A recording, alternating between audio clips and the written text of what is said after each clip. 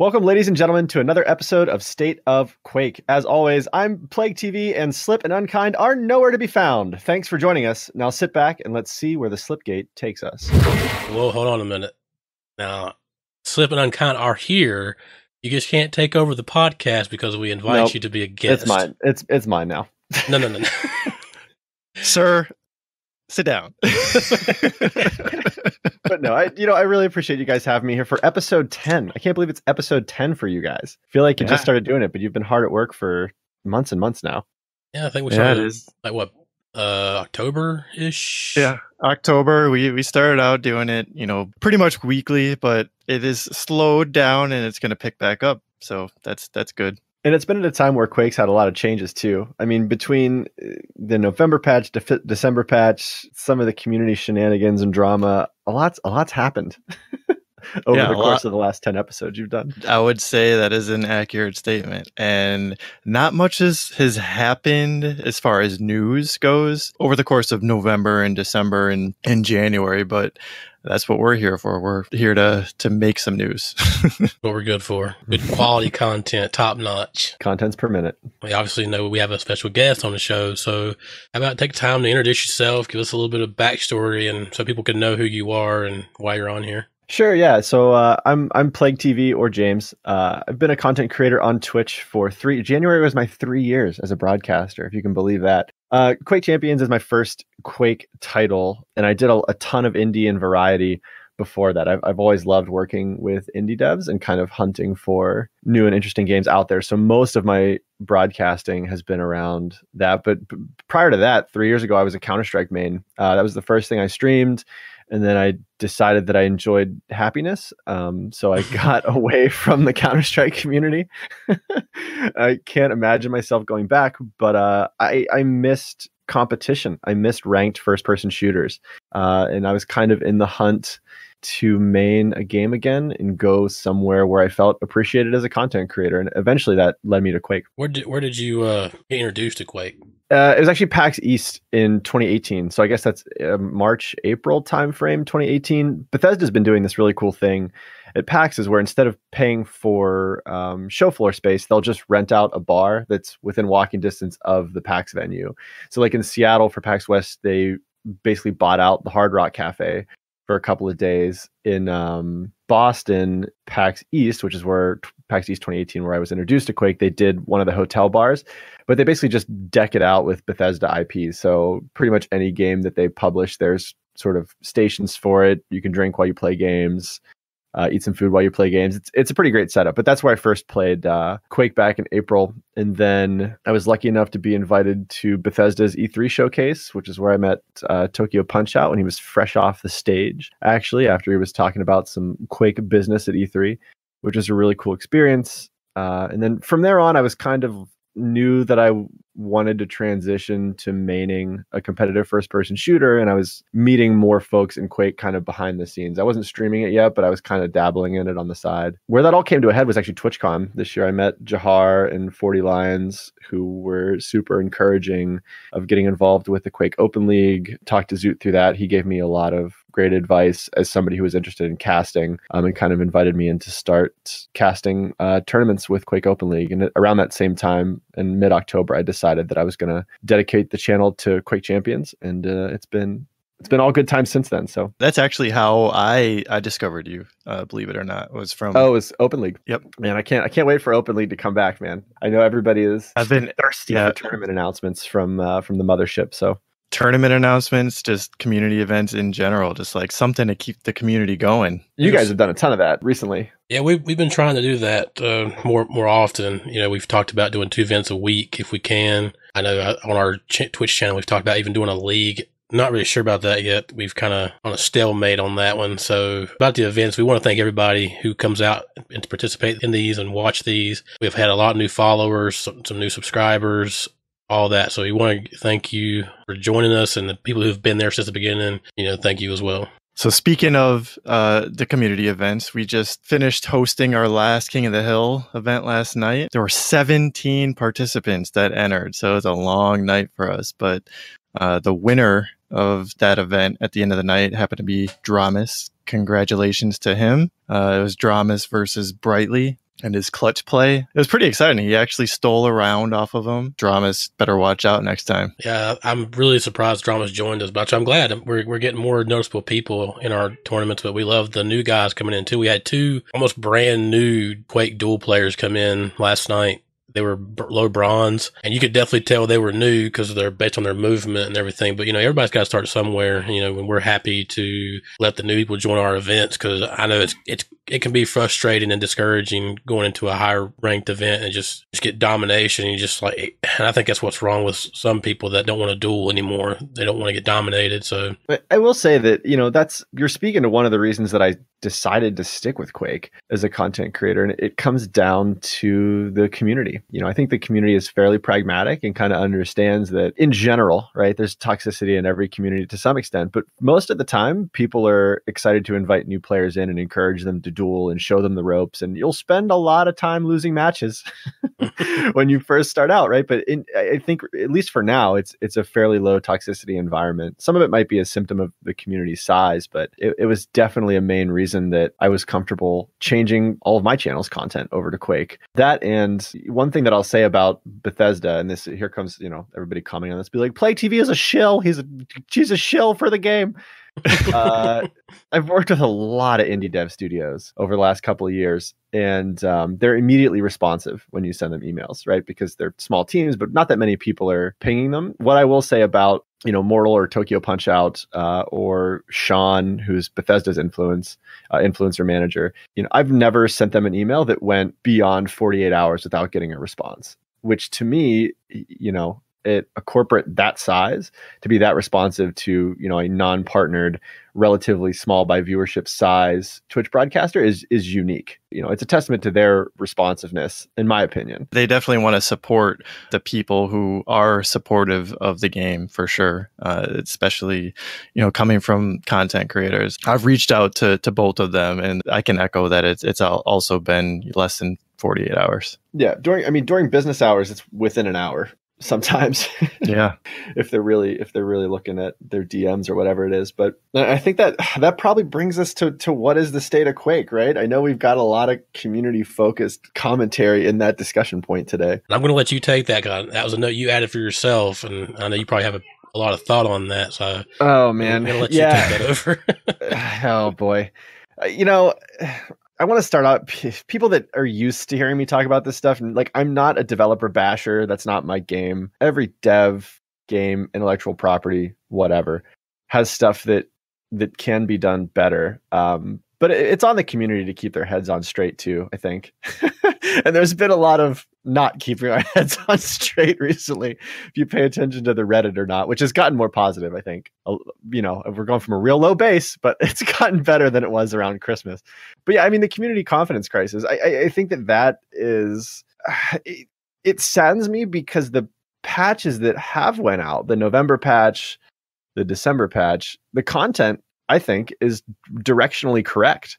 You had an ability nerf across the board that made the game more skill-based, right? Less press F to win and more movement, positioning, aim dynamic being more important to the game. Capture the flag is now in the game in an imperfect state, admittedly. But again, broadly, directionally, the content of the patches are what the community has wanted. I feel like they've just had really rough executions and rollouts. I think the November patch was delayed by a couple of days into a weekend. Obviously, there was some hustle to get the December patch out before Christmas. That patch had issues. It went right into the holiday. So the dev studio, was on holiday break. And to the people that say, they shouldn't have went home for the holidays. They should have just worked on, come on, really?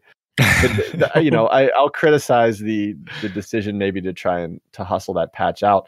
But what's tragic about it again is the content's been right. It's just the execution has been stumbly, which has kind of overshadowed, I think, the good that was in those patches. So I want to touch on one key thing that you mentioned. And so can you clarify what you mean by execution? Do you mean the actual rollout, the communication? What specifically about the execution do you think has struggled? I think it's both. It's rollout and communication, right? So again, it's saying that we're gonna launch the patch on this day and having it slip by a day or two. which is fine as long as it's communicated. But it's been both, right? So it's been delayed. The patch has been delayed, and then there's been, I'll say, fragmented communication on when and why it's been delayed. And the easiest example I'll give you, everybody has a different main source for their information. I tend to rely on Twitter. So like the Bethesda support account on Twitter will say Quake Champions is down, but the main Quake Champions Twitter isn't synced with that. And so we'll say nothing. So like there's just a little bit of an information sync up. I think during the December patch when the hotfix was coming out in the Bethesda forums, there was a Russian language post from I assume a Russian CM, that was kind of the only post that I saw, at least immediately. It was like a hotfix is dropping today, which is fine. I mean, obviously the Russian community deserves to know as much information as the English speaking community does, but those messages could be synced better, right? Yeah. I mean, the information is coming through like multiple channels, and oftentimes in back channels that people have absolutely no idea. So like, for instance, you'll see information buried in a comment on a subreddit or in a Discord message that can easily get glossed over, but not communicated on like an official channel. Yeah, and I think that feeds into the confidence crisis thing, because it's not even necessarily that it isn't being communicated. It's just being communicated in this very fragmented way. And I'll sympathize with it a little bit, because in my day job, I work for an 80,000 employee big corporate, right? And like if you direct message me something at work, I can give you the answer right away. But like if you have to wait for the 80,000 person organization's corporate Twitter account to disseminate the information, like, well, there's 2 or 3 days of this has to go through PR. It has to be read by this. It has to go to a social media coordinator and then be tweeted. And I think that's what you're seeing here, right? You're seeing that if we direct message Tokyo or Mortal, whoever, they'll give you a response pretty quickly. But in terms of that information being officially given out by the Quake Champions Twitter, I'm sure there's just corporate red tape that's in between that's causing some of the fragmentation on the information that we're getting, which is causing this like sentiment of, oh, they don't know what they're doing. Like one person's saying this, but the Bethesda account is saying that. I think that some of that stuff could be cleaned up. And the reason I put so much emphasis on that is because, again, the content of the patches, I think is good. I think is the direction that we want to see the game go. And I think that it's just disheartening that that good is being overshadowed by what is a communication logistics issue, right? Right. Well, let me ask you this. This is a good question here. You talk about how you talk to Tokyo or Mortal or somebody individual, you get a very quick response, but the overall machine, it takes forever for them to come back. Do you think that Tokyo and Mortal should maybe not say as much individually to try to, stop the confusion? I mean, I'm not saying totally ignore people outright, but like just don't really give any official answer through them either. Like, you know what I mean, right?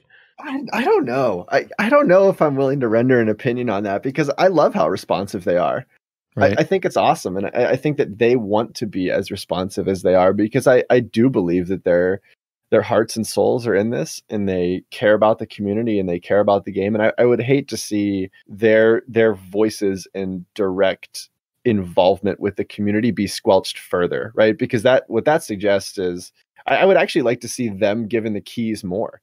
Mm-hmm. Like, I don't know who runs that Quake Champions Twitter. I don't know if it's directly those two. Is it the CMs, or is it a social media department / manager that's separate from them? But like, I would actually go the other way. I'd give them the keys, right? Because they're the ones that have their hands on the pulse of the community more than anybody at a higher corporate level or in a different department within the larger entity will. So I'd actually go the other way on it. Their answers are accurate, responsive, quick. I would empower them further to disseminate it. Yeah, I was thinking about that too as you were talking, and I was asking the question. I was like, well, should you just let them have full reign control over information for Quake? Like just them two guys, maybe a small team under them, and that's it. That way it's more concise, it's more clear, and it gets out quicker. I mean, we have a saying at work that committees should be an odd number of people and 3 is too many. And it's really just for information clarity, right? Like those two could put their heads together and have a consistent message disseminated to the community. I'm certain of it, but it's just all the rest that comes with being affiliated with larger organizations. There's a lot of benefit with that too. I mean, obviously you've got the Bethesda muscle that sits behind it that comes with a ton of benefits. A lot of the tournament sponsorship stuff probably wouldn't be able to happen without that muscle behind it. So we have to tip the hat to the benefits that come with that too. But it's just, I think it's a solvable problem, and I think it's a communications logistics problem, which to me is actually, if you're going to have a problem, man, let it be one that can be solved. Because you can have these like perpetual grinding, there is no clear solution to it issues. I think that this problem is solvable, and I really, really hope that into 2019 it will be solved. I totally agree with you. Like, release the handcuffs from them, give them more power, and we'll see a better result at the end of it for sure. There's too much red tape, too many layers, I think, behind the scenes that people just don't realize come with a giant company like that. Exactly. And well, to end that note though, I want to say thank you to Tokyo and Mortal both, because I know during the last community stream, there was a lot of talk about these guys are going to get just tore up in the chat just because of the lack of news of what we've been talking about. And so I know it took a lot of courage and a lot of balls to do that job, knowing what's going on in the community. So a big shout out to those guys for doing everything that they do. Yeah, and speaking of like community streams, they communicated in the last one that they would try to get back on track to do the bi-weekly community stream, and there was no official communication that it was canceled. It happened through a back channel, I guess you could call it, via Discord.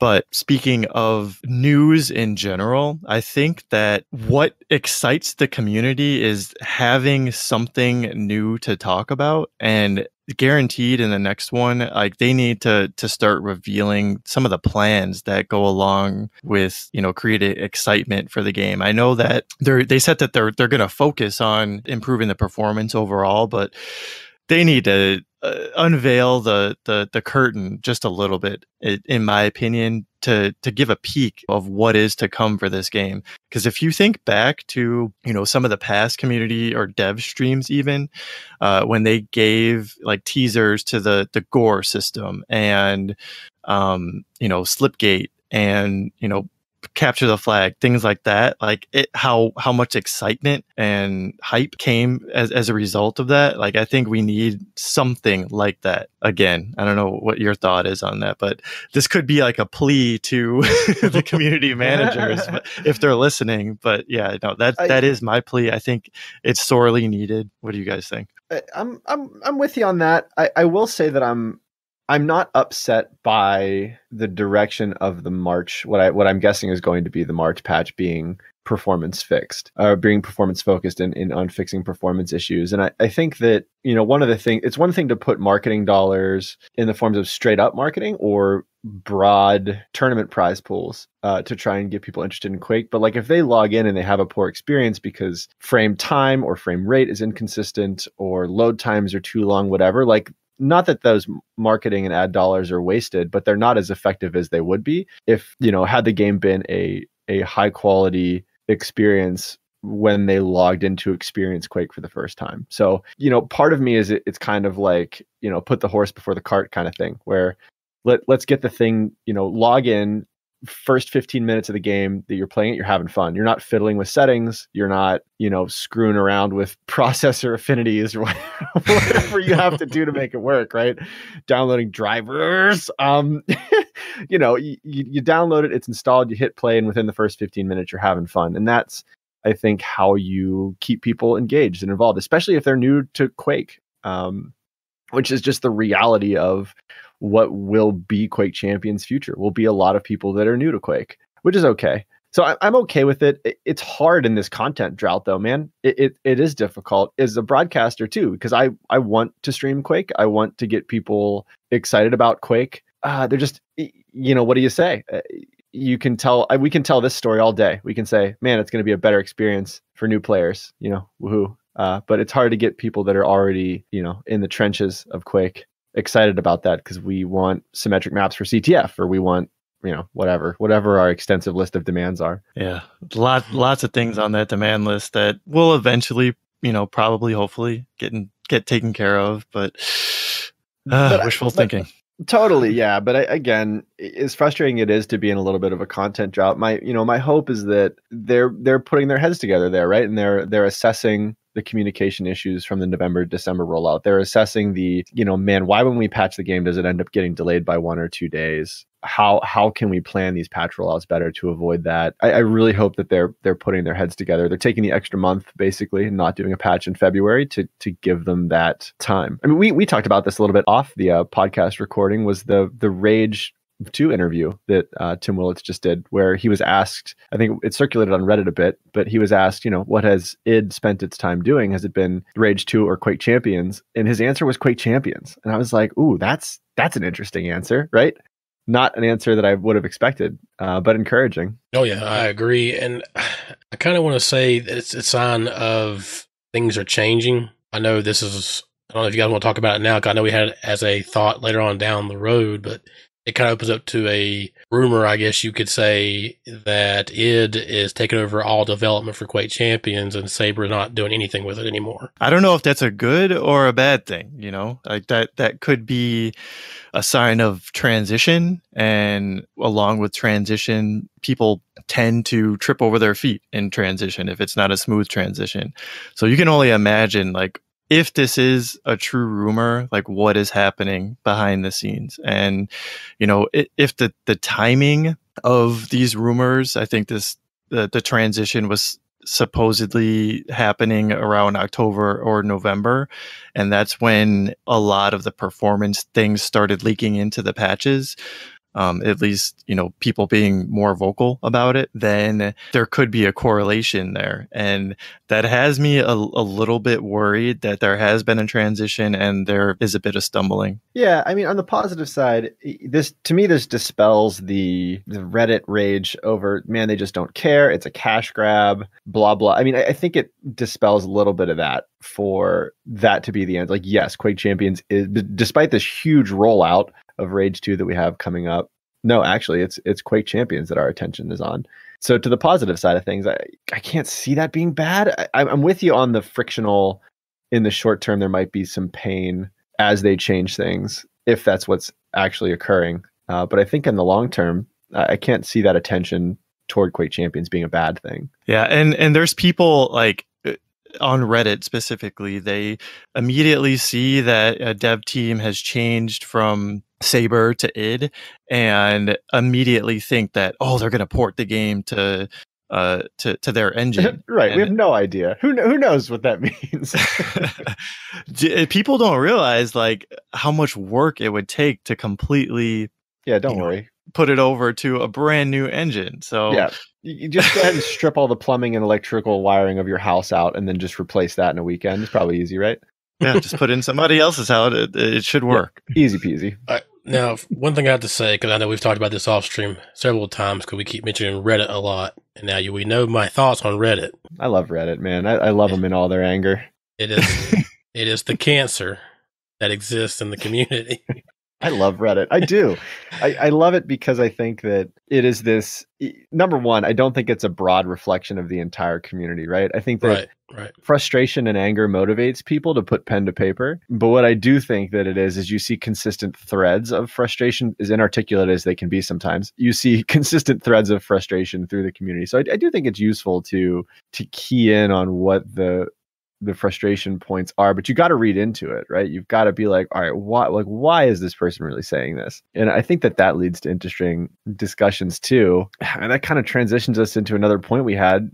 What can be done to make the game more popular? Which is, man, is that challenging? I mean, to think that us three, not working in the game development industry can put our heads together here and find ways to do that when you've got Bethesda, id, and people that do this as their career. Putting their heads together in offices trying to figure it out is probably foolish of us, but it's an interesting discussion point. Well, that makes me think though, and sometimes I think, obviously, like I said, we're not developers. We've never done any development that I know of, but I think game development. Yeah, game development. It kind of makes me think that maybe sometimes the developers need the look of a gamer. Like look at his perspective from the game, because it's two different perspectives in my opinion. You got how developers see it, and you have how the actual player sees it. Totally. You have that issue with UI design all the time. Like if you think about if you designed a menu in a game, like you're going to know how to use that menu because you've stared at it every day for the last 3 months while you were designing it. But some other random person looks at it and they're like, man, I don't even know how to friggin' start the game. I mean, MechWarrior Online is my bet. I love the MechWarrior franchise and IP. but just play MechWarrior Online for 20 minutes. And if you can even figure out how to start a match, I'll PayPal you $10. I remember looking at that thing and I was like, I don't even know how to launch the game. I can't even figure out how to quick play. Hold on, folks. Let me go make me $10 really quick. Yeah, good luck, because people complain about the Quake Champions UI, and I'm like, seriously, load up MechWarrior Online for 10 minutes. And sorry to my friends over at Piranha, but oh my god, that UI is bad. Yeah, I mean, I do have to say, like, it's not the worst, but it's not the best as well. And if you're trying to appeal to new players, they've got to be able to get into that game and enjoy their game as quick as possible. So, yeah, like, seriously, 15 minutes is probably generous. People can just, they can play another game that's free to play. And that's the curse of the free to play model, right? Like, if somebody's put money up for a game, they'll that time frame between I've installed the game and launched it to I've decided if I want to play this long term or not is longer, because they've invested money in the game. If it's free to play, they've got no skin in the game. If they're not having fun in the first couple of minutes, or you're probably going to lose them. So free to play is great for accessibility, but at the same time, it sets this really high standard for, am I immediately having fun with a game that I have invested $0 into? So I have no reason to even try to have fun if I'm not automatically having fun when I first launch it. Well, and that gives a good point that a lot of people complain about with Quake, is there's no in-game tutorials really about how to do the more complex, like, strafe jumping or circle jumping, and then the CMPA movement, like anarchy, Sorlag, all that stuff. And which I'm still surprised at this point they have not put that in there, because it needs to be done. Obviously, you can go to YouTube, but if I'm playing a game, do I really want to go to YouTube to try to figure all this out, or should it be in the game itself? It needs to be integrated into the game. With the mod community, Defrag, back in the day, basically incorporating those things into the game and teaching people and to learn the basics and actually master them and start doing like incredible things with tricking maps. I think something like that can spawn a subculture within Quake Champions, or just Quake in general, if it was entirely in game. So it can't be that difficult to implement. Some of those maps are like really basic, and if they can work on some of the cues to help players actually master the movement as they're doing it, then they're going to get a lot of people who understand one of the key things that makes a successful Quake player, and that is the movement. Like that's hands down one of the things that separates Quake from other arena shooters. Is it a challenging issue to solve. And it's a challenging issue to solve because it goes back to that fun factor. Like, sitting through tutorials isn't fun. And if you're just loading up, if it's your first Quake game, you don't even know why you need the tutorial until you get spanked like 3 or 4 matches in a row, and you're like, man, there's something I'm missing. And like, that's when you go to YouTube. That's the beauty of the battle royale. I hate battle royale games, by the way, generally, but that's the beauty of the format of those games, is that even when you're losing, you're still having fun, and it's a game design mechanic. So like, you drop in with 100 people, you get 1 kill, you place 85th, which is abysmal. But you still had fun because it was this intense moment. It got your heart beating. Maybe you did get 1 kill, which is about all you expected to do, because that game's format caters to that style of play. And then again, you're having fun, the first match that you drop into. It's almost a game design problem with Quake, and I don't know how to fix that. Like, I don't want a brand new player to Quake to have to sit through 20 minutes of tutorials either, because they're going to get bored with that, probably leave, and not even really understand the value of those tutorials. There's got to be that balance, right, between I'm immediately having fun and I recognize that there's more to learn, and then that's what's engaging. Once that world opens up for you with Quake, where you're like, man, there's just this infinite depth of knowledge to be learned here and skill to be earned, that's when you get hooked on Quake, right? Like, that's when you're really like, whoo, like there's this infinite pool of material that I can sort through. That's what hooked me originally with Quake 3 Arena specifically. Like, there were like levels or layers that I kept on uncovering about the game. And still to this day, like, if there was a huge community, out there still playing Quake 3, I might boot it up someday, like, just for nostalgia purposes. But like, you can literally do anything and everything that you want within within Quake and focus on a particular area. And you can't say the same for Quake Champions specifically. So I don't know how to create that. I don't know. This is again, I'm not a game dev, right?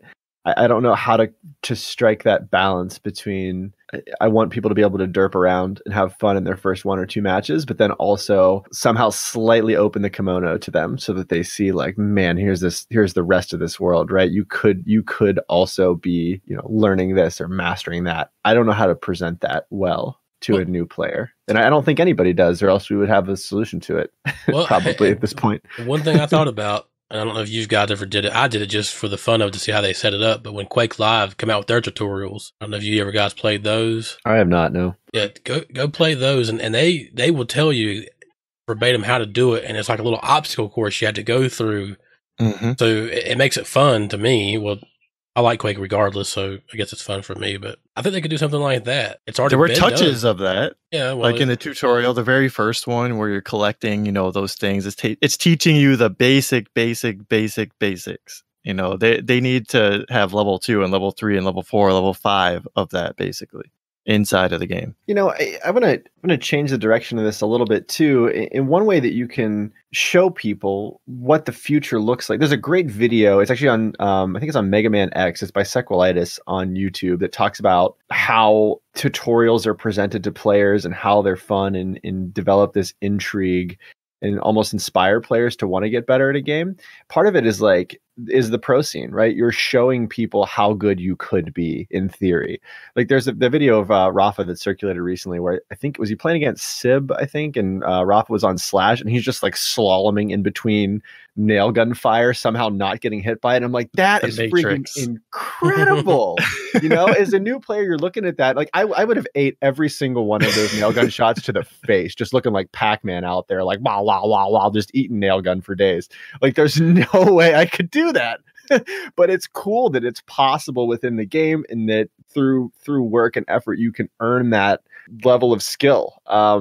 So that's one. I think that's another way to do it. And this leads to stuff that makes Sea of Thieves popular, stuff that makes even Fortnite popular, is the shareability of these cool, interesting, intriguing moments in the game that really showcase the best parts of the game, right? I mean, Sea of Thieves, it had this resurgence on Twitch, and it's all about the moments that players create for themselves. It's all about this emergent gameplay dynamic. So going back to Reddit, what we see in Reddit, in the Quake equivalent of that, is this concept of continuous lobbies where you could play for 2 or 3 hours on a Friday night with the same people in a continuous lobby, and you're talking crap on each other. You're having these cool moments and matches with them over and over, and you're building those relationships, and you're sharing these intense, fun, quirky moments together, and that's adding value to your gameplay experience. But it doesn't have anything to do with the game, right? You're building these human connections, and then that's making you want to come back and have those moments with other people again.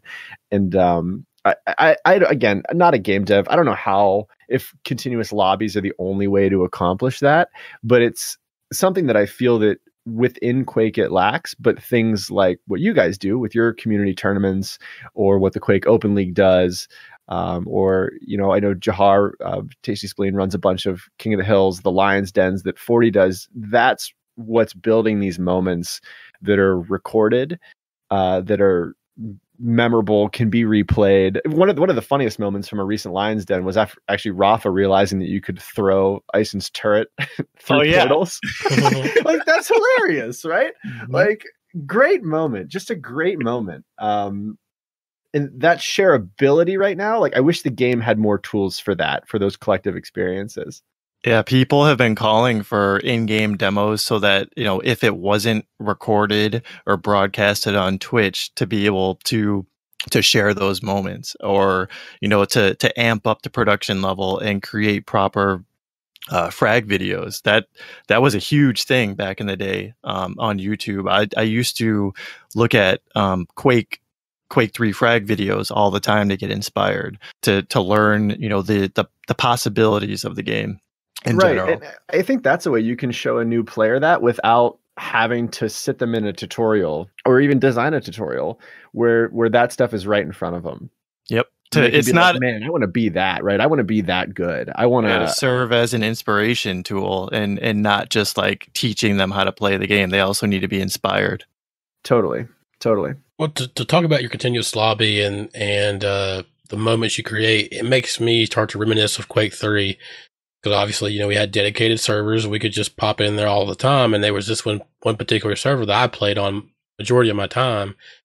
I knew everybody in there, and they knew me. And it made the game much more enjoyable because it's like, oh, hey, man, what's going on? And you're just playing together all the time. Whereas with Quake, I mean, you could party up, but like you said, it's not the same thing. It's not the same. It's not the same thing. And we have it, I think, because the broadcast community on Twitch with Quake Champions isn't that large. So you kind of get to know all of the other broadcasters in relatively short order. And then we talk on camera, off camera, and that's what unifies us. It's really the Twitch platform that's unifying us around Quake Champions, as opposed to Quake Champions being the primary thing that's unifying us, right? So for the average player that doesn't broadcast on Twitch, maybe doesn't even watch Twitch, how are they creating that experience within Quake Champions for themselves? And I worry about that void.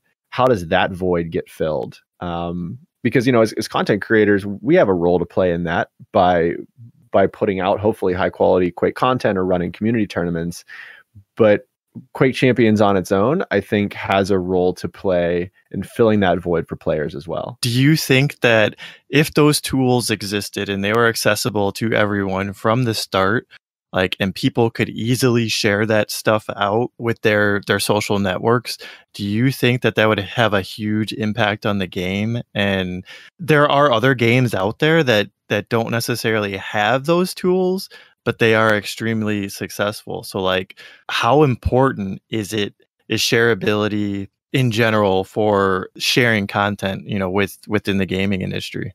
Right. I mean, I think that's where gaming has went, is the shareability. I'll roll the clock back to Minecraft. That's right. We're going to talk about Minecraft on the Quake podcast. Let's bring it.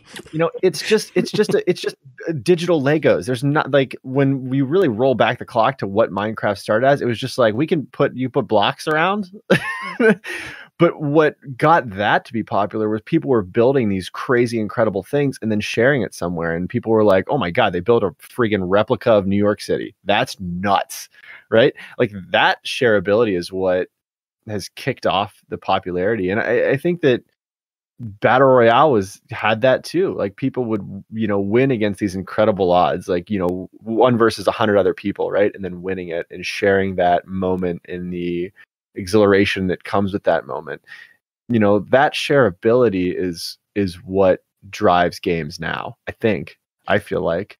Yeah, I've seen touches of that within Quake Champions. So when they started with the PTS or early access to the patches with new champions, you saw a select group of people, I guess, within the community, the content creators, you could say, the influencers within the Quake community, all get together and basically poke and prod and try to find, new ways to use this and basically exploit it. So if I'm pointing back to some specifics, when Athena came out, the video of Athena getting rides from an enemy Sorlag around the map, fun. That was awesome. Being able to do that stuff and create within the game and explore is hugely important. And it's just, I love when I see that stuff come out of the community. The topic that I think we should cover next is what role do we as content creators play in this whole gaming industry, or whatever you want to call it? And totally. Primarily, and I'll say this about any content creator producing any content, authenticity is king. And I think what you get a lot is people will say, oh, this guy's just shilling for the game, right? He's just a developer fanboy and he's never going to say anything negative about Quake, right? You see a lot of that. And I mean, I'll say that Zoot is someone that has dealt with a lot of that pressure in the past, where people, I think Shazik did a great interview with him that's on YouTube, where Shazik has asked him of that. And Zoot's like, well, what do you want me to do? I broadcast this game. It's a full-time thing for me. Like, there's no value in me. I think you used the term turkeys voting for Christmas, right?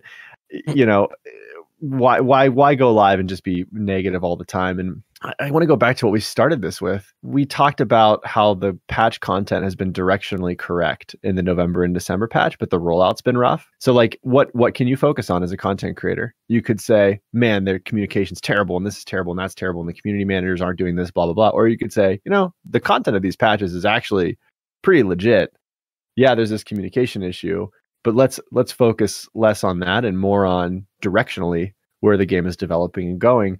And you know, if your livelihood is based on the success of a game, you are smart to focus on the positive to the extent that you can while being authentic. I think that most of our creators in the Quake community are authentic in the way that they feel about the game. And most, I mean, I use the word most. I don't know that I could name anyone that is inauthentic, but there are different degrees of frustration, I think, in the community among creators. I mean, there's been a little bit of drama lately. If people follow the Twitch side of things, will know about and will know the names that are involved in it. I think that thread goes back to the community confidence crisis, where it's this, you know, where is the game going, especially if you do this full time, especially if Quake is your full-time gig. Like, yeah, like, you know, holy crap, your ability to pay rent is tied to the success of one game, and the success of that game as a single content creator is largely out of your control. So like, I understand that fear and that frustration. I can sympathize with that. I just hope that people stay respectful of one another and understand that, like, as content creators, broadcasters, podcast hosts, tournament organizers, ultimately we're kind of all in it together. Oh, yeah. Like, you know, if Quake Champions goes away, anybody that's creating Quake Champions content is going to be hurt by that. Like, we're all on the same ship. We can stand on opposite ends of the ship and yell at each other. But like, I mean, sure, if you want to do that, that's cool. But if the ship sinks, guess what? We're all on it together. So it's been interesting to watch. I don't know that I have any other opinion on it beyond that. Well, there's 2 points I want to make now I'm thinking about it the way you're talking. First, you're talking about how people were, like Zoot, stay positive about the game. When we were doing our 2v2 event, someone in the Twitch chat asked me, because we were watching Rafa, I think, or something, like while we were waiting for a match to start. They're like, man, it's just amazing how Rafa stays positive about Quake, you know, regardless of what's going on. Like you said, for one, well, that's his livelihood. And then two, now, this is just my opinion on the thing. With him being a pro player, I don't think a lot of the issues that bother us normal people really apply to him, because he's on a different level of gaming. You know what I mean? I think he's the pro scene and people that create content full time, where their livelihoods are attached to it, approach it with this a higher degree of professionalism than, you know, a hobbyist broadcaster would, or just a player of the game would. Right, that is largely anonymous and doesn't have their reputation really attached to the things that they say. Or it doesn't matter, because if I ruin my reputation, like, I have another job that pays the rent, right? Like, I care about my reputation enough to hopefully not do that, but the risk is less to me if I go somewhere and just spout off a bunch of whatever. So I think there's a professionalism that comes with doing that kind of thing full time. But then also, there's this introspective part of it where I think that the pro scene, Rafa, whoever, recognizes that their voices weigh very heavily on the community, right? Like, when a pro player says something about Quake, the whole community knows about it and has an opinion on it and feeds off it and agrees or disagrees with it, right? If some random player goes on Twitter and has a bunch of nonsense to say, right or wrong, it doesn't matter as much. But if Rafa did that, right, he understands that his voice weighs heavily on the community. So I hope that they are providing feedback, and I would hope even further that they're doing it behind the scenes in closed channels, where the community managers, the developers can take that feedback and process it in this kind of non-judgmental, you know, this person cares about the future of the game kind of way, as opposed to this person's trying to get upvoted on Reddit kind of way. Like, that's the difference, right? Like, if you're providing inflammatory feedback on Reddit, you're probably doing it for upvotes, and maybe there's some legitimacy to that feedback, and that's okay. But if you're a professional in the industry and you're providing the feedback behind closed doors, you're doing it from a place of genuine care and genuine respect for the developer, for the community manager, where you're not going to go, bash them outwardly at all these venues. You're going to actually say, I'm not doing this for attention. I'm doing this because I care about the future of the game. And I think that's important. I think that goes underappreciated. Well, that brings me to my second point I wanted to make. I know you said most people are genuine about how they feel, like Zoot and Roth and all of them, even though they do this full time. If anyone has went back to listen to our podcast or watch our Twitch streams, we're usually honest how we feel about the game. Like I think as Quake veterans, we deserve to put it to a nicer word, critique the game, not complain, but critique it. Absolutely. And so, if you ask me, I've had people in our stream say, well, what's your opinion on this? What's your opinion on that? I'll tell them truthfully. They're like, oh, this, I don't like this, or this, it could go this, or this and that. And some of it might be negative, but I don't want people to foresee us as all negative. We're just critiquing the game because we have invested time. We're not one of those guys on Reddit forums or whatever. Listen, and never play the game, and they're going to get there and complain about it. You know what I mean? Listen, man, I'm with you. Like, I run a 1080 Ti Founders Edition, a liquid cooled i7, way too much RAM, and I have to play with processor affinities and processor priorities and things to make the game run smoothly. Sometimes I'm not going to pretend that isn't frustrating. Like, man, that's why I'm excited for the March update being a performance focused update. Because I'm like, should I really be getting 90 frames with this rig? I mean, I know that broadcasting saps a lot of CPU, but come on. I'm surprised that you would even dip down that low. That's crazy. I know. So I think that there are legitimate complaints and points of criticism out there. It's just how you present it. If it's done from an articulate place of care, it can be done well. If it's just, I'm going to flame people because inflammatory content sells, then I have some issues with that. Shame on you. Yeah. I have one Shame. more thing to add to that before we move on from it. And this goes to, like, who should the development team cater to? Should they listen to the feedback from Rafa? Should they listen to the content creators? Should they listen to the everyday, Joe player who's brand new to the game? Because I think all three of those different archetypes, if you will, they have completely different agendas. It's a very, very difficult thing to solve. It is, man, that's a great question. I remember watching that happen in Counter-Strike, where should the game be balanced around the pro scene, or should the game be balanced around capture the flag, or should the game be balanced around a type of player? It's a great question. Man, that's hard to answer. I almost want to say they don't really focus on one particular, but try to take a bit of everything. But that's just my opinion. I mean, I don't think you want to go one side too heavy than the other, because then, I mean, you're never going to make everyone happy in the end. That's just a given. But I mean, with Quake, I almost want to say to cater to the pro scene's opinion of it, and I say that because I think that Quake has this culture of gritty, get good or die trying competitive mentality to it. Right. And I think that is core to Quake. Like, it's part of the identity, the pride that comes along with being a Quake player, is you're almost like, I'm like proud of my suffering.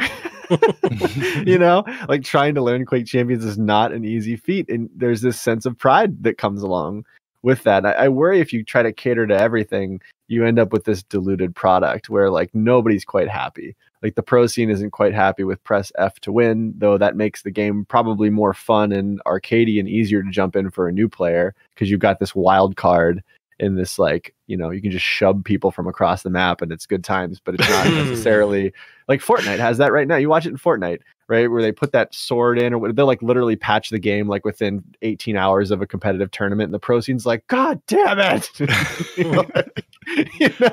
But like, for the general player base, that's probably really fun. But you end up with this like mismatch of, is this competitive title? Is it not? Whatever. I think that Quake would be better off picking the identity and then really cracking that identity home, right? You're a niche game. cater to the niche and cater to the niche really, really well. That's how I feel about it. Because then you make these like diehard zealot fans of it. There might not be many of them, but they're not going anywhere. And that's how I look at Quakers, really.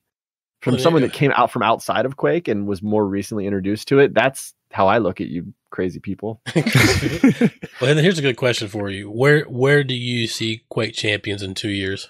Oh, man. Why you got to lay that on me, man? I don't know. Hey, it's a good tough question. I just where do you see it to? I would say 5, but I'm going to cut it short to 2. As someone who's new to it, God, I love the aesthetic of this game. There's nothing like it out there. Where do I see it in 2 years? I see it. I can't see it ever growing to the size of a PUBG, right? People are like, "Oh, PUBG's dead." I'm like, you guys realize it still has like over 200,000 concurrent players at any given time. It's not a dead. What's wrong with you? It's not a dead game. I can't ever see it getting to that level. I'd love to see it as just this gritty niche with 10 to 15,000 players that are super, super into it, a vibrant tournament scene, an excited QuakeCon scene. This will be my first year at QuakeCon, by the way. Like, that's where I would ideally like to see it in 2 years. And I think that's realistic. Yeah, I think that's what I'll go with it. That's what I would like to see it. I'd like to see people that were into Quake Live or other Quake titles get inspired by it again, right? To find that shareability of content that gets them saying, man, I could get good at Quake Champions, and I could get excited about getting good at Quake Champions. That's where I want to see it in 2 years. So far, like, this podcast has been sort of like this interwoven big topics that you can go pretty deep on. I think the rest of what we have outlined is pretty shallow and a little bit easier to talk about, but I'm basically drawing a line in the sand with some of the harder stuff so that we can get into some of the easier things to talk about that we had on the list. But okay, well, you can also go a little bit deep with that stuff. Here's something really, really easy, and it's a question to Plague. Oh boy. What is your favorite map, and who is your favorite champion? Oh man, my favorite map? We know what it should be, but we'll see what you say. We know what it should. I know it should be Vale, right? Pnath. One of the first things that caused Quake to catch my attention was the aesthetic of the game. I love how the game looks, and I think in terms of the look of maps, I think Runes is probably one of my favorites. I love that big meaty eyeball in the middle. It's just crazy. Like, I love the aesthetic of that map. ZTN's probably up there too. I just like kind of love the grotesque pools of blood around and everything. I mean, that gritty nature and look to Quake was one of the first things that made me go, man, what is this? Like, everything else is going cartoony, right? You've got like Fortnite has this cartoony look to it. Dauntless, Sea of Thieves, any of games that have been launched really in the last 2 years that have been pretty popular have that look to them. Then there's Quake that's just like, nope, there's just blood everywhere. Let's add gore. Let's like adding gore as this major community event. Like, that was like, like people are fired up about it. Like, I want body parts flying around, right? Like, that is cool. Like, I love that about Quake. So I think that those two maps for me, Runes, mostly because of meaty eyeball boy, and then we'll say Blood Run, or not Blood Run, ZTN. Let's get it right. I was gonna say for all those people who are new to Quake, ZTN is the code word for Blood Run, and DM6 is the legacy name for Blood Covenant. And then who is your favorite champion? Oh, my favorite champion. Well, let's see here. Probably for playing purposes, it's probably Visor. Aesthetically, I'm so garbage with her, but Slash. Aesthetically, I think that Slash is great. I think that Anarchy's up there too, but I think that the personalities of the characters, the voice lines, the look, the feel of the characters, not just the way the voice lines match the play style, if that makes sense. I just feel like they're really cohesive packages where I feel like that character is believable and relatable. I think that Slash really has that down incredibly well. Now, I don't know what our podcast listeners just heard, but as for me, I heard Pnath and Ranger. That's all I heard. Yeah. That entire conversation. That's all I heard. I'm still out there for the more jacked and tan visor skin though. I want like those biceps to be twice as big and make him look like he's Jersey Shoring it up for a weekend or something. Give him a gin and tonic. So basically, you want better tan. You want clutch, but with skin. Yeah, kind of. I know that you want jacked and tan Sorlag skin, but I want the bikini Sorlag skin. What I'm waiting for, but I mean, French made Sorlag. Reddit is recirculating. Yeah, Reddit is recirculating the French made Sorlag again for Valentine's Day. So, if you had to, what would be in your top 5 video game list? Top 5. There's a game called Soma that I don't even think it broke even within the first 2 years that it went out. Soma is an incredible single player sort of horror story driven experience. Soma's awesome. Iconic games of all time for me. Favorite game of all time is Banjo-Kazooie. For me as a kiddo growing up, that was my escape. Really, Banjo-Kazooie's up there. I got to think about this 1 second. We're 1 year apart, right? Mm-hmm. Okay. Now he says, as a kid, my favorite game is Banjo-Kazooie. As a kid, my favorite game is Metal Gear Solid. Now, is that just a huge gap? No, you were a Sony guy and I was a Nintendo guy. We're mortal enemies. Well, I had all 3 systems. I mean, I had all the systems. Oh, I did. Yeah, I was Sega Genesis, then into the Nintendo 64. I actually have a Sonic the Hedgehog themed tattoo on me that I just got done actually. But yeah, that was the Genesis got me into gaming, and then the Nintendo 64 is how I fell in love with gaming. PC gaming came around from MechWarrior 2 and Warcraft 2. I have to put MechWarrior 2 in there just because that was the game that made me realize how incredible the PC gaming world was. Okay, that's 3, so we got 2 more. Oh, I gotta do top 5. Top 5. The Half-Life series was iconic and important to me. Growing up in gaming, I'd have to say that I don't even know if I would attach the 5th one to a game, but there was a Ventrilo community that I was a part of. Yeah, good old Vent. The Ventrilo community I was a part of. TeamSpeak. Yeah, man, I can't even remember what we played together, and I don't even know that it matters.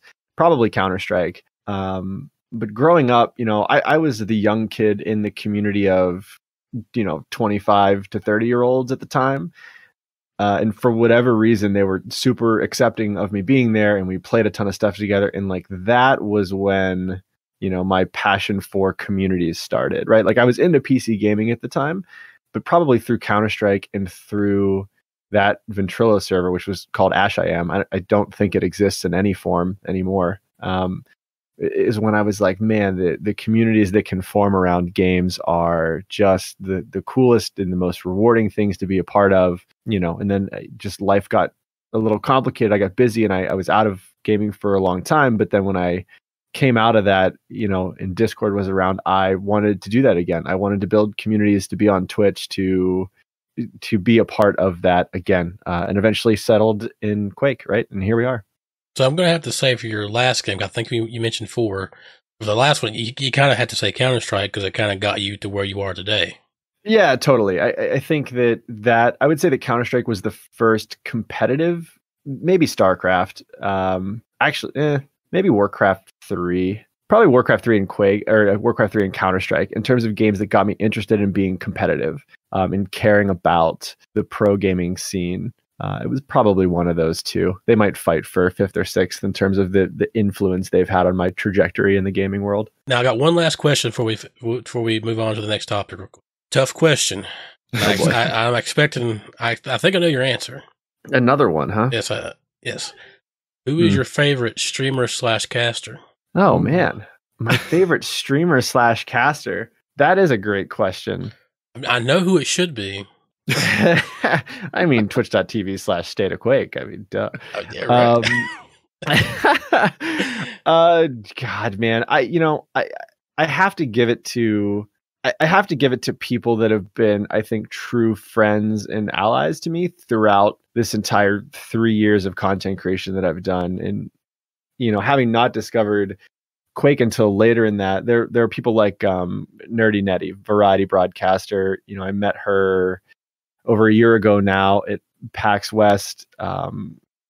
She's been an incredible and consistent friend to me throughout my time here. I have to give a shout out to Zoot and 40 and Jahar, who were just extremely encouraging of Quake. As someone who knew nothing about Quake and coming in, they were like, no, man, give it a try. You want to try casting? Do it. You want to create content for this community? Like, you want to try to do it the right way with a positive attitude. And they were just like open arms about everything.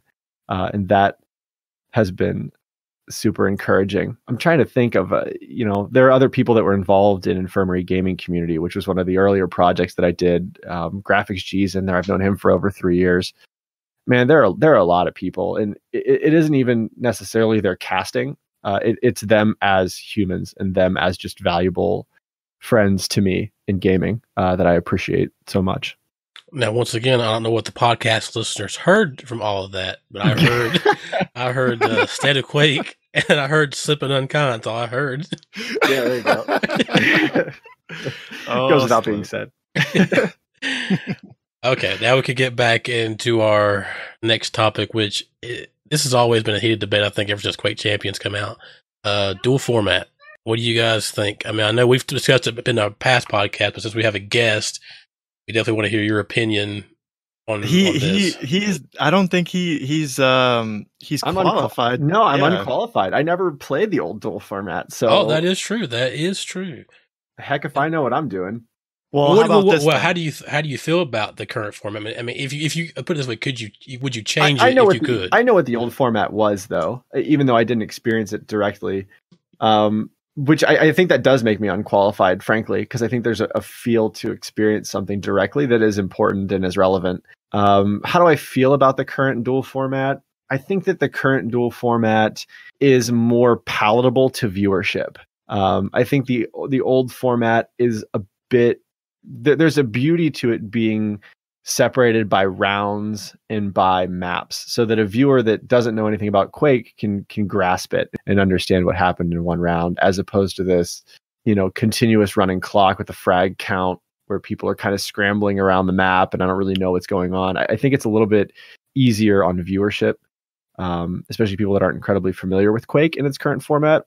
The other thing that I'll say is the current format prevents snowballing to some extent, where you can have just a really garbage round and get steamrolled in about 40 seconds, right? And then come back and win the next round or win the next round or two. And then that match continues to be interesting. In the old format, I feel that you could have gotten up by 2 or 3 frags and then just played lockdown, right? Just dominated item control. And there's never a round, like a reset, right? The rounds cause a reset. So if you're getting snowballed, if you can keep your head on straight, breathe, calm down, come back in round 2 or round 3, and start to get on your game, it makes it a little bit more interesting. It's kind of like why, like you would see, a 7-game series in baseball or something. I think of the 5-round series in a map that way a little bit.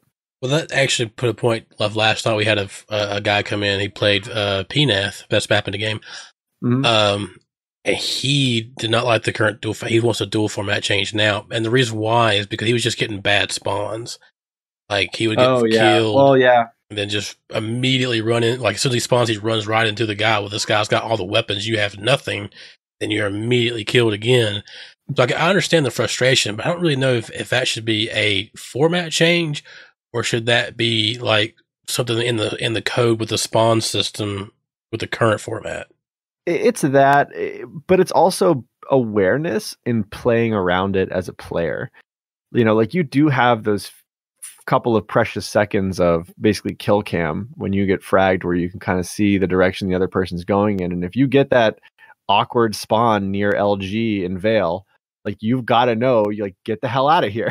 Don't that's go for that LG. Spot. Yeah. So you do not go for the LG. I know it's tempting, but the map is designed that way. All of the maps are designed that way around items, and intelligently so. I mean, think about where the heavy armor is on Blood Covenant. Like, man, that's a vulnerable position, right? Like the items you want tend to be in these high risk, high reward spots where you're vulnerable. The LG in Vale is in this like very open crossroads section for the entire map. So like if you're around that, there's a lot of different windows where your opponent can spot you out at, and that's just good map design, in my opinion. But it's on players to play around it. I think as a new player, it doesn't frustrate me as much because I didn't know anything else. So I'm just playing the game, the map, the meta, as it is. I'm not trying to jam the square peg through the round hole and play Quake Champions like I played a prior Quake title. So I can sympathize with players that have been around for a while that might try to play in the same style that they did in a prior title as they do in Champions. I will say this: Quake players are some of the most stubborn people you'll ever know. Once they get set in their ways, it's so hard for them to adjust something new. That is true. So, like, my take on the whole duel format change thing is I've experimented with the old format. So, like, basically starting a custom game up and either doing like a death match or a TDM and ignoring the quad or the power up or whatever. And if you do happen to get the power up, you just kill yourself, and that just goes against your score. And like, I do have to say, like, it sort of works, and the same result sort of, happens at the end of it. Like, the part that would be hard to figure out is, should they allow champion switches? How many? Do they spawn with their ability? Are they punished?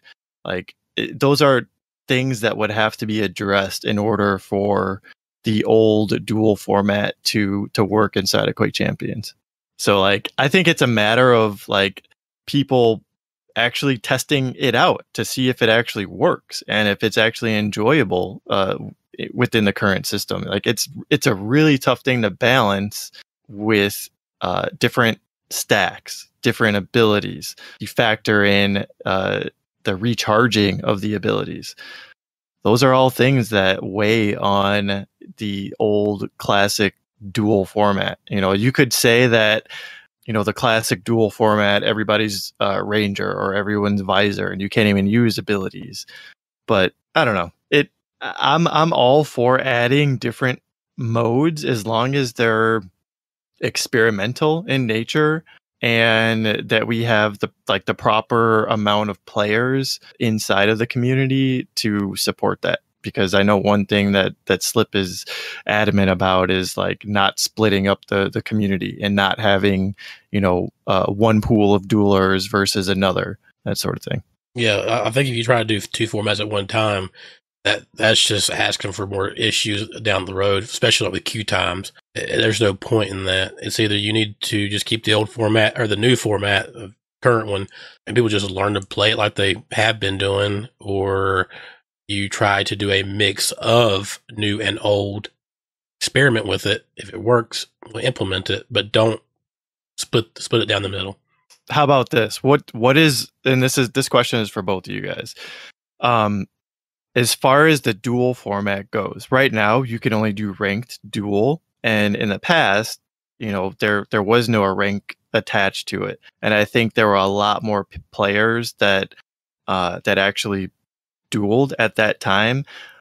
There's this term that's floating around right now with hiding your SR and having anxiety of having a rank in general. Do you think that there should be the option to do unranked duel? I will say, instead of doing unranked duel, I think you mentioned this last night when we were doing our event, just get rid of the SR altogether. You don't see it. The only thing you see is if you go to the leaderboard and you find you see where you stand. But like when you're playing ranked, don't even show it. I gotta, I don't like either.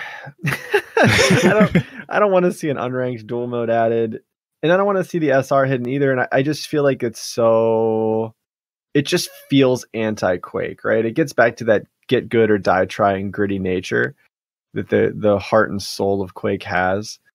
And I think that, wearing your SR on your shoulder has that. And it again, once you're shown what you could be and what the skill curve looks like, and if you have that competitive mentality and it motivates you to want to climb that ladder, I think that the SR can be a real powerful motivator. I mean, if you're someone that's like, I don't care about cosmetics, I don't care about skins, then what do you have in Quake to fight for? And it ends up being your SR. So I wouldn't want to see it get hidden. You know what I would want to see? I would want to see people that have the battle pass be given access to custom duels or custom matches. Mm-hmm. Because that's really what I use custom duels for, right? Like, I'll practice duel against whoever. I'll lose to Slip on Veil a million times. I see One Tricks Scale Bear. Lol. And then feed that back through the shareable community building relationships with each other. Some of the coolest moments that I have, funniest moments, most memorable moments that I have in duels were goofing off with people in customs. When we did the 2v2 thing, I think that was super fun. We just did it off camera and we were just playing twos with a rotation of people, and man, that was a good time. So I really would love to see the custom game, custom options given to a broader range of people. I think the Battle Pass is a great venue for that too. People that don't want to drop the full price of the game, but could afford to do whatever the Battle Pass is, $5 a month or $5 a season, getting access to customs and then being able to do that would be great. Well, let me ask you that. I know you said you didn't want SR to be hidden overall, but would you mind if they had an option to toggle it? Like, say, if you're one of those people who get frustrated with a duel and you just get anxiety when you're looking at who your opponent is, should that person have the right to just toggle it and so that it just disappears for them, but for anyone else, they can keep it? I don't know. I don't know. No, I'm gonna stick to my guns on this. Again, that's the beating heart of Quake, is that gritty competitive edge side of it. And if that gets diluted, I don't know what it becomes. I think you would throw Quake further into an identity crisis if you diluted that element of the community. That's how I feel. So I want to keep the SR there and make people own it. I like it. He's sticking to his guns. Cold-blooded, sir. Cold-blooded. It's 1v1, man. It's not Overwatch where you can be like, well, my healer sucked. Like, no, it's mono. People find other stuff to complain about. My monitor was off. My ping is high. My mouse wasn't plugged in. Whatever. But that's Quake, man. It's toe-to-toe. It's 1v1. I love that side of ranked duel, and I'd hate to see that get diluted. Fair enough. Fair enough. Even as a gold tier potato, my dude, like I still love it. I still think it's great.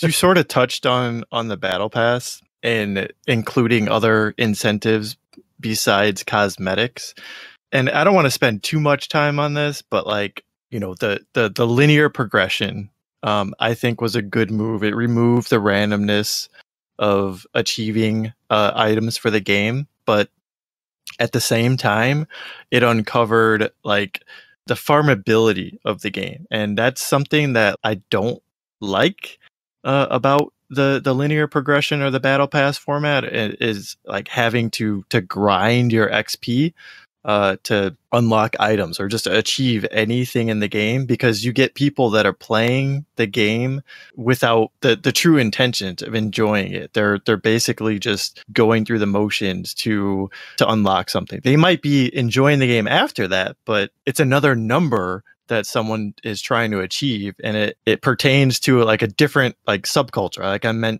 Like I mentioned earlier in the podcast, there are people that will focus on a very specific area of the game, and that's what they get satisfaction out of. So yes, there are still people playing the game, but they're playing the game for the wrong reason. So I don't know. I want to hear your thoughts on some of the aftermath that came along with those changes. Sure. This is happening in the Sea of Thieves community right now, where there's a PvE component to it, but then you can PvP. And as folks like Summit, for example, start to play Sea of Thieves, obviously he's very aggressive PvP focused. And there's almost this you're having fun wrong concept to it, where he's it's PvP or it's nothing. And everybody that's doing PvE is wrong and shouldn't enjoy the game that way.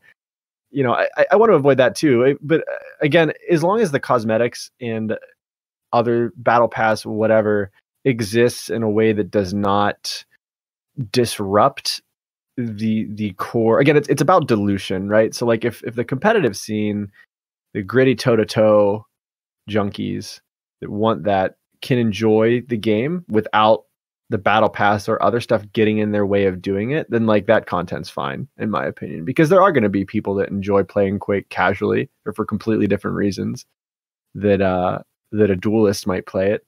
And I think that that's okay and valid, so long as it's not, in the way of the game's core thesis. And I think that's what it is. I mean, I think, again, it's a niche game that caters to a specific type of player, niche of player, and you can say, let's dilute that and broaden the game's audience, but then you end up with this diluted, no identity product, which is dangerous. So I'm fine with it. I'm someone that actually likes cosmetics and skins, in addition to enjoying the competitive side of the game. So I think you can have both. I try not to get obsessed with the word or, right? Try to do more and than or in your life. Yeah, I would have to agree with you. It keeps me coming back to the game in general. Although I do like to, on the side, achieve the other side of things and the gritty nature and grinding duels and getting my SR up there. But like, the way I see it is like, if you look at someone like Rafa, if he's not even able to reach level 100 playing the way that he does, like, he'll jump into public games and stream those, and obviously every time he plays the game he's not streaming, so he's still leveling up, but his main focus is probably dueling. And I think it's a huge problem if a player like that's not really focused on getting cosmetics, and I wouldn't even call it a problem per se, but I feel like it should be a background element of the game that someone who's at the top of the game should be able to achieve level 100 by the end of the season just by playing the game. Yeah. So it was a long-winded way of saying that, like, if Rafa is not even able to achieve level of 100, like, people are going to be questioning that and comparing themselves to that, even though he probably can care less about the cosmetics of the game. Right. We'll see that over time. The reason I express some confidence in that is just because of how relatively quickly they addressed the experience scaling issue and started to tweak the amount of experience you get per game. And then I think eventually that'll bleed into game type as well. So if you're getting 4 times as much experience for doing a TDM as you are a duel, then that needs to be adjusted to reflect the amount of time that's spent in duel versus TDM. I think we'll get there. You're right though, in that if you're going to have a battle pass and a cosmetic system, the hope is that all types of players can enjoy that cosmetic system equally without having to change the core way that they're playing the game to do so. I agree. It just they need to find a good balance, because there are people that play Quake. All they do is either ranked duels or custom duels. They have no desire to play team games, which then there's vice versa. There are people who just want to play team games and no custom matches and no ranked duels. But you need to find the balance of, like, I think basically it just comes down to time. Who's putting in if they're putting in the time, they should be rewarded regardless of what they play. So I think there's one last thing on this list. And it's sort of interesting, and it's kind of random that we'll end on this note, but there's an Instagram live or story that's circulating the internet, and it was at the top of Reddit, of someone recording the very, very, very popular Joe Rogan podcast host, Joe Rogan. He's playing Quake Champions. He used to play Quake back in the day, and this could have some sort of effect on the game if he decides to do it on his podcast, or perhaps even stream on Twitch. I'd like to even see this have legs and go somewhere, and have him interview some controversial people on his show that would potentially bring some attention to Quake Champions. What do you guys think about it? For sure. I think any publicity well, that's what they say. Any publicity is good publicity. And with him being such a big influencer, I think a lot of people would see him playing this game and say, hey, this guy is really getting into it, and I enjoy his other content as far as podcast. So if I'm a gamer and he's a gamer, I'm going to give it a try. So I think overall it will help. Yeah, I mean, if Joe Rogan can get Elon Musk to partake in some jazz cabbage, then he can probably get people playing Quake Champions. You know what I'm saying? It can't be bad. Can't be a bad thing. Eyes to the future. It could be a double-edged sword, though. Like, he could be like getting absolutely wrecked and not figure out like this new version of how to play Quake, basically, and it could go bad. So like, yeah, I'm eager to see where it goes. I hope it goes well, but any publicity is good publicity at this point. I guess we just need to ask Plague. Is there any final words that you'd like to say? No, this has been a great experience, and I appreciate what you guys do for the Quake community. This is a lot of work, all the editing and making sure that you have stuff to consistently talk about. I think it goes underappreciated, the amount of work that goes into it. So thanks for having me here with you guys and the mutual support of our channels that we enjoy, and Quake on, man.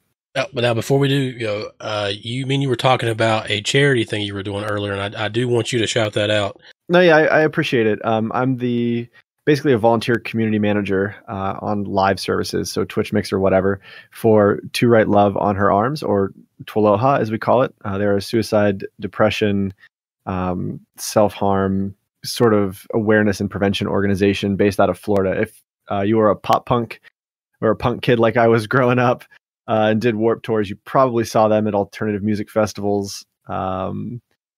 Definitely at Warped Tour, but they have been involved with gaming. So a year ago, they didn't know what Twitch was. We got them to TwitchCon in 2018, and they're all about working with live content creators that are interested in suicide and depression awareness and prevention style content. So we do have a campaign coming up during the week of Valentine's Day. We've got a World Suicide Prevention Day coming up in September, and I'm kind of the organizer for live broadcasters that are interested in spreading a message of hope and positivity around those topics. So always happy to work with anybody who has an interest in it. All right, folks, you heard that. So if you need to get in touch with him, I'm sure you can find him on his Twitch, Discord, Twitter. Oh, Twitter! I love Twitter, man. I'm all over Twitter. And we'll link it in the description for the podcast to make it a lot easier for people. And there too. Yeah, I was going to say that we'll put some links in below there, so you click on them, or I will find you and I will destroy you. Just do it. Well, I will say it was an absolute pleasure having you on the show, and I'm looking forward to the future and working together with you on many other things. Absolutely. It's been great, guys. Thanks. Yeah, it's good working with you for this podcast. It turned out great. Like I said, hopefully we'll see you more in whether we do events or maybe another podcast in the future. But I think that's it for us. And with that, folks, we'll see you in the arena. Keep on fragging. GG's. GG's. GG's.